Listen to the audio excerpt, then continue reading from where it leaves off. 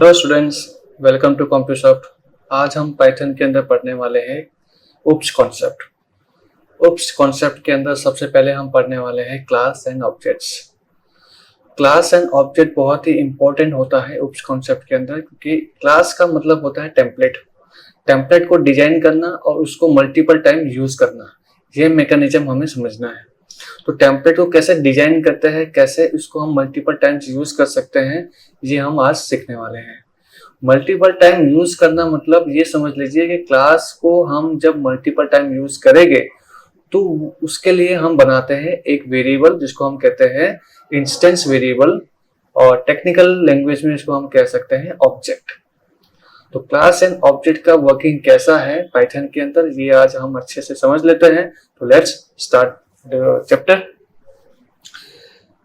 सबसे पहले हम ये समझ लेते हैं what is class. A class is considered as a template of objects and object is called an instance of a class। जैसे आप ये इमेज में देख पा रहे हैं, क्लास एक बनाया गया है, नाम दिया गया है कार। तो कार नाम का एक क्लास बनाया है जिसमें ये जो model, price, colour, build year, ये सारे उसके एट्रीब्यूट्स है। या तो एट्रीब्यूट्स कहिए या तो उसको कह सकते हैं हम मेंबर्स।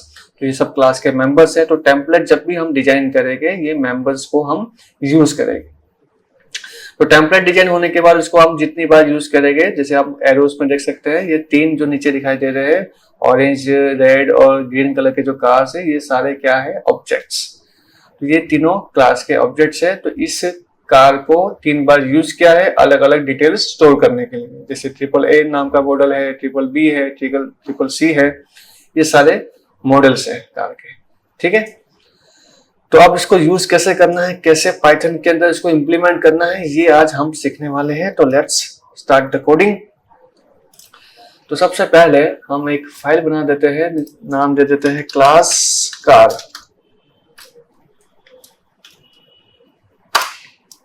तो क्लास बनाने के लिए आपको सबसे पहले लिखना है क्लास और नाम दे देते हैं कार। आप कैपिटल लिख सकते हैं, स्मॉल भी लिख सकते हैं, सब कुछ अलाउ है, जैसा आपको ठीक लगे। क्लास के अंदर हमें फंक्शंस बनाने जरूरी होते हैं, बिना फंक्शन के आप कोई काम कर सकते हैं नहीं।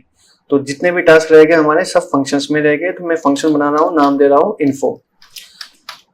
फंक्शन के पैरामीटर में एक कीवर्ड आपको जरूर लिखना है जिसका नाम है सेल्फ। सेल्फ आपको कंपल्सरी लिखना है।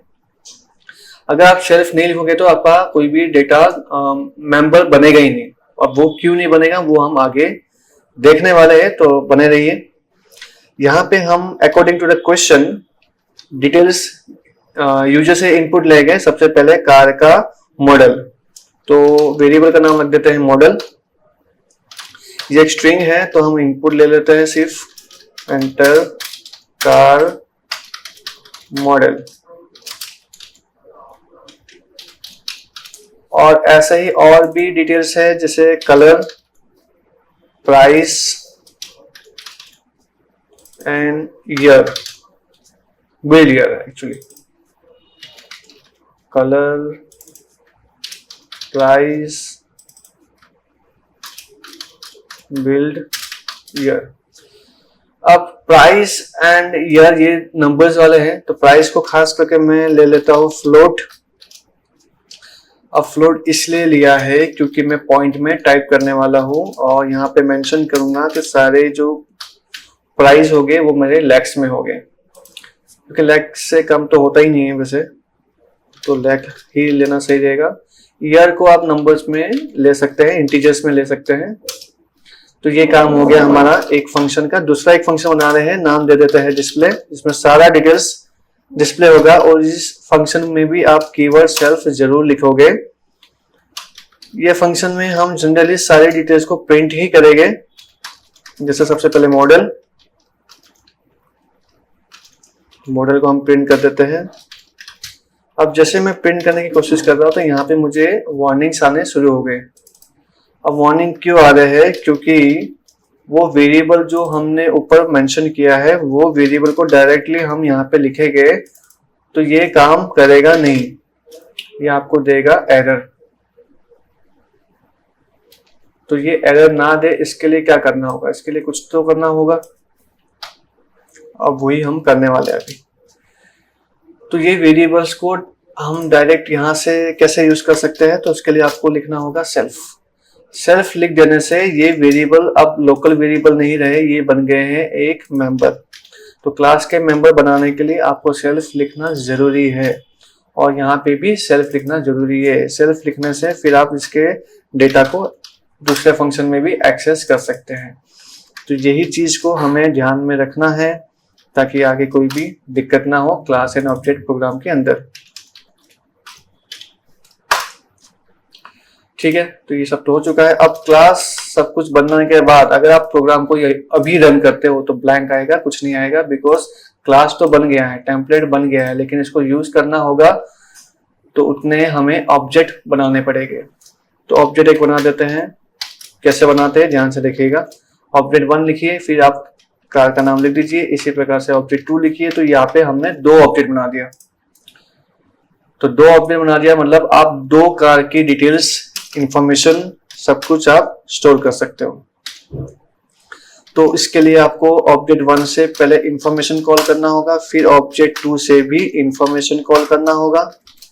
उसके बाद अब मैं सेकेंड ऑब्जेक्ट से डिस्प्ले भी कॉल करूंगा और फर्स्ट ऑब्जेक्ट से भी डिस्प्ले कॉल करूंगा। अब मैंने डिस्प्ले जो है सबसे पहले सेकेंड ऑब्जेक्ट से किया है, तो सेकेंड ऑब्जेक्ट से जो इन्फॉर्मेशन मिला होगा वो पहले डिस्प्ले होगा। ठीक है, तो ये डिपेंड करता है कि आप किस ऑर्डर में लिख रहे हो, उसी ऑर्डर में प्रोग्राम एग्जीक्यूट होता है। तो कार का मॉडल हमने लिख दिया ए, रेड कलर का कलर है, कुछ प्राइस लिख दिया इन लैक्स, ये हो गया मॉडल ईयर। अब यहाँ पे हम लिख देते हैं ये सेकेंड कार की डिटेल्स। एक लाइन छोड़ दे तो अच्छा रहता, बट ठीक है, ध्यान रखेंगे। चलो, 2 कार की इंफॉर्मेशन हमने इनपुट किया और दोनों को प्रिंट कर दिया गया है, लेकिन सबसे पहले प्रिंट हुआ सेकेंड कार की इंफॉर्मेशन और उसके बाद फर्स्ट कार की, क्योंकि लिखा ही हमने ऐसा है, पहले ऑब्जेक्ट 2 को डिस्प्ले किया फिर ऑब्जेक्ट 1 को डिस्प्ले किया। That's right. सो अब यहाँ पे जैसे एक लाइन छोड़ने की यहाँ पे जरूरत थी, तो एक लाइन ऐसे स्किप कर देते हैं खाली प्रिंट से। अब टोटल भी हमें प्रिंट करना है, तो एक टी वेरिएबल ले लेते हैं यहाँ पे कहीं पे, जिसमें हम लिखेंगे ऑब्जेक्ट 1 का प्राइस प्लस ऑब्जेक्ट 2 का प्राइस। अब इनके प्राइस का जो टोटल है वो हम यहाँ पे प्रिंट कर देते हैं। टोटल प्राइस इस टी, और साथ में ये भी प्रिंट करूंगा कि ये लैक्स में है, जैसे यहाँ पे भी हम प्रिंट कर सकते थे लैक्स। तो देखिए रन करके,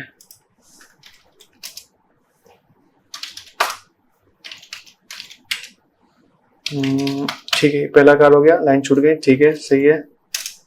फिर हमने सेकंड कार की इंफॉर्मेशन टाइप की,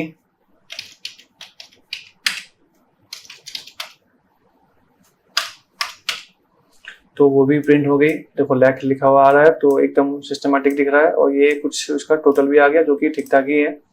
तो ये काम तो कर रहा है। इन शॉर्ट कहने का मतलब ये है कि काम कर रहा है और ये 2 कार की इंफॉर्मेशन हमें मिल चुकी है। बट अगर मुझे ऐसा करना हो कि हमें n नंबर ऑफ कार की डिटेल्स स्टोर करनी है, तो हम n नंबर ऑफ ऑब्जेक्ट कैसे बनाए? यूजर की चॉइस के हिसाब से, यूजर के हिसाब से हमें n नंबर ऑफ ऑब्जेक्ट बनाना है। यूजर बोलेगा 5 तो 5, यूजर बोलेगा 10 तो 10। वो सब हम कैसे करेंगे? तो उसके लिए हम एक नई फाइल बनाते हैं ताकि आपको समझा पाए। तो उसके लिए आपको कार की जो क्लास है उसमें कुछ चेंजेस नहीं करना है। टेम्पलेट ऑलरेडी बन चुका है और सही बना है, करना कुछ यहीं पे है चेंजेस। यहाँ पर हम एक वेरिएबल ले लेते हैं n, ये पूछने के लिए नंबर ऑफ कार कितना चाहिए, ठीक है। और ऊपर एक लिस्ट भी बनाएंगे, एम्प्टी लिस्ट। अब लिस्ट क्यों बनाया? क्योंकि हम बनाने जा रहे हैं लिस्ट ऑफ ऑब्जेक्ट्स।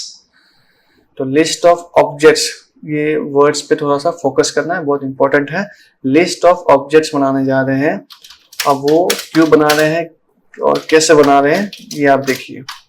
तो मैंने रेंज लूप चलाया है और ऑब्जेक्ट बनाया obj is equals to car, और उस ऑब्जेक्ट को लिस्ट के अंदर अपेंड कर रहे हैं।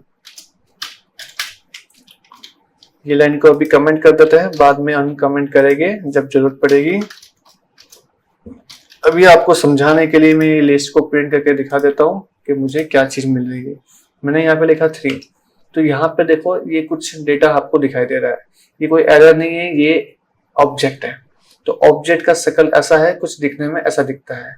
तो ये लिस्ट के अंदर पहला ऑब्जेक्ट है, ये दूसरा ऑब्जेक्ट है और ये है तीसरा ऑब्जेक्ट।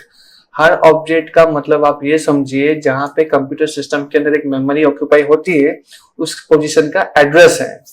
तो ये एड्रेस देखिए, लास्ट का 4-5 डिजिट देखिए, A6 A50 ये पहला एड्रेस है, 28 A50 सेकंड हो गया, और ये 285 B90 ये थर्ड हो गया। तो इस तरह से अलग अलग एड्रेस है अलग अलग ऑब्जेक्ट का। अब ये एड्रेस मैंने सिर्फ आपको समझाने के लिए प्रिंट किया था, हमें सिर्फ लिस्ट के अंदर अपेंड करना है, इसको प्रिंट करने की कोई जरूरत नहीं होती है। एक और तरीके से आपको समझाता हूं, फॉर ऑब्जेक्ट इन लिस्ट, अगर इस तरह से मैंने लूप चलाया और प्रिंट कर दिया ऑब्जेक्ट को, तो क्या प्रिंट होगा आप समझ गए होंगे। ये वही प्रिंट होगा जो मैंने पहले प्रिंट किया था, लेकिन थोड़ा सा ऑर्गेनाइज किया। जैसे मैंने 5 लिखा, ये 5 अलग अलग ऑब्जेक्ट्स उसके एड्रेसेस प्रिंट हो चुके हैं इस तरह से। अब ये जो प्रिंट हो रहा है एक मीनिंगफुल तरीके से प्रिंट हुआ, तो ये और अंडरस्टैंडिंग हो रहा है। ये भी जरूरत नहीं थी, ये सिर्फ आपको समझाने के लिए था कि ईच एंड ऑब्जेक्ट का टर्न आ रहा है, उस ऑब्जेक्ट का टर्न आने पर हम इन्फो वाला फंक्शन को कॉल करेंगे। और इसी तरह से एक और लूप चलाएंगे सेम, लेकिन इन्फो नहीं, डिस्प्ले को कॉल करेंगे। अब आपके माइंड में क्वेश्चन आ सकता है कि यहाँ पे डिस्प्ले के लिए वापस से लूप क्यों चलाया, यहीं पे इसी लूप में क्यों नहीं लिखा। अगर मैं लिख देता तो इसका आउटपुट ऐसा आता, पहला एक कार की इंफॉर्मेशन होती है, फिर उसको प्रिंट कर देता, फिर दूसरे कार की इंफॉर्मेशन पूछेगा, फिर प्रिंट करेगा। तो ऐसा अल्टरनेट नहीं चाहिए था, हमें सारे कार की इंफॉर्मेशन एक साथ पूछना है और एक साथ डिस्प्ले करना है, इसलिए मैंने ऐसा लिखा है।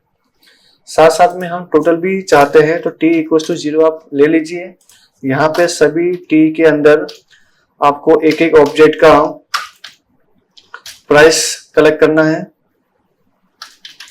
और इस टोटल के अंदर स्टोर करना है। तो आपको += लिखना है और ये कमेंट को खोल देना है ताकि आंसर प्रिंट हो जाए। तो आई थिंक ये हो गया है, एक बार रन करके जरूर देखेंगे। कार की इंफॉर्मेशन कितना रखे, 3 रख देते हैं। तो फटाफट से मैं सारे डिटेल्स भर देता हूं। ये सेकंड कार की इंफॉर्मेशन है,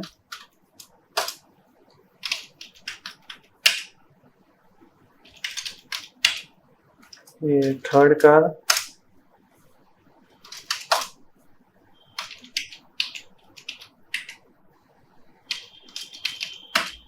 तीनों कार की इंफॉर्मेशन आ चुकी है ठीक ठाक तरीके से, और लास्ट में टोटल भी आ चुका है। तो ये सही आ रहा है एकदम, ठीक है।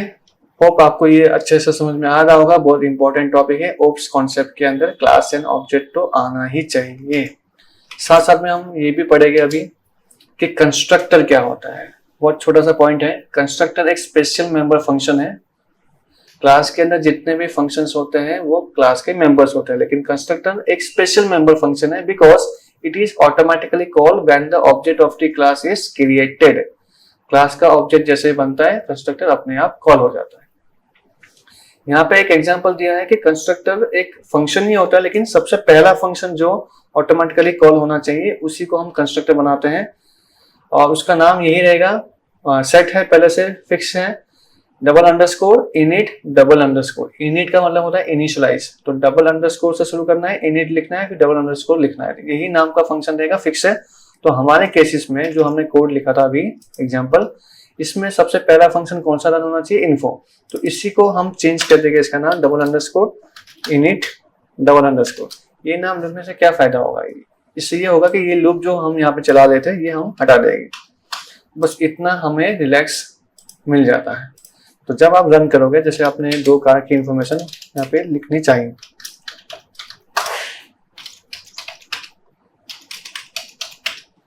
दूसरा कार का इंफॉर्मेशन, तो ये पूछ भी रहा है, इसका मतलब सब कुछ ओके ही चल रहा है। तो ये डिटेल्स आ गई, नो डाउट एकदम परफेक्टली काम कर रहा है और ये एब्सोल्युटली करेक्ट है। तो इसको आप ध्यान से समझिएगा। इस तरह से हम काफ़ी सारे एग्जाम्पल्स और सॉल्व करेंगे। आपको मैं टास्क दे रहा हूँ जो आप करोगे, और नहीं समझ में आया तो मुझे ज़रूर पूछोगे, वो ये है। तो ये 2 एग्जाम्पल हो गया, ये आप पढ़ के समझ के ट्राई करोगे। इसके अलावा 2 और है, वो है ये। तो ये सारे क्वेश्चंस को प्रैक्टिस कीजिए, समझिए, बहुत इंपॉर्टेंट है ये टॉपिक। और अगर हो जाता है तो आगे हम नेक्स्ट टॉपिक इनहेरिटेंस जरूर पढ़ेंगे। तब तक के लिए good bye, take care and thank you.